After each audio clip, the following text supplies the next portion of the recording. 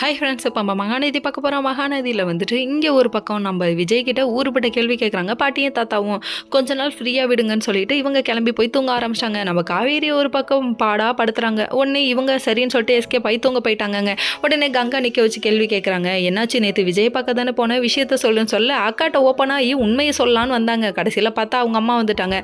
இந்த வந்துட்டான்ல கரடி மூஞ்சுவா, ஏன் இனிமேட்டுக்கு இவன் ரொம்ப காண்டேத்துவான் அப்படிங்கிற மாதிரி ஆயிடுச்சு. அதுக்கப்புறம் பார்த்தா மறுநாள் காலையில் திடீர்னு ஒரு நியூஸ், நம்ம விஜய் ஃபோன் வர கடைசியில் பார்த்தா எஸ்கேப் ஆகி ஓடிடு தம்பி, தப்பிச்சு ஓடிடு அப்படிங்கிற டைலாக் போட்டுணும் போல.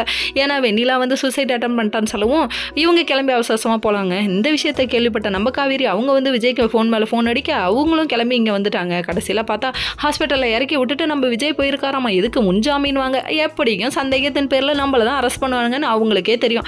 ஆக மொத்தத்தில் எங்கள் ரெண்டு பேர்த்தையும் நிம்மதியாக வாழ விட மாட்டீங்களாடா அப்படிங்கிற மாதிரி இருக்குது இவங்களோட ரியாக்ஷன். காவேரி ஒரு பக்கம் இங்கே வந்து என்னாச்சு வெண்ணிலா தைரியமான பொண்ணாச்சேன்னு சொல்லி கேட்க அதை தான் இப்போ கொன்னாச்சு அப்படிங்கிற மாதிரி ஆயிடுச்சு. கடைசியில் ஏன் தங்கச்சி மாவுல எப்படி காவா வாங்கிட்டீங்களேன்னு கண்ணா பின்னான்னு பேசுகிறாங்க. நீயாவது விட்டு கொடுத்து போயிருக்கலாமா, விட்டு கொடுக்குறவன் கெட்டு போக மாட்டான்னு சொல்கிறாங்க.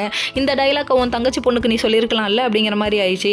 லுக்கு டெரராக விட்டுட்டு இருக்க அப்பன்னு பார்த்து போலீஸ்கார் அங்கிள் வராரு. வந்துட்டு எங்கம்மா விஜயை காணும்னு சொல்லி கேட்க, நைட்டு நான் கூட்டிகிட்டு போனேன் சார், ஆனால் என் வீட்டுக்கு நான் போயிட்டு அவர் அங்கே போயிட்டாரு அப்படின்னு சொல்ல, அதுக்கப்புறம் இப்போ உருட்டுறியா, யாருக்கிட்ட கதை அளக்கிற, உன் ஃபோனை கொடுன்னு ஃபோனை வாங்கி பேசுகிறாங்க. கடைசியில் பார்த்தா இங்கே பாரு நீ கூட ஃபோன் பண்ணியிருக்கேன்னு சொல்கிறாங்க.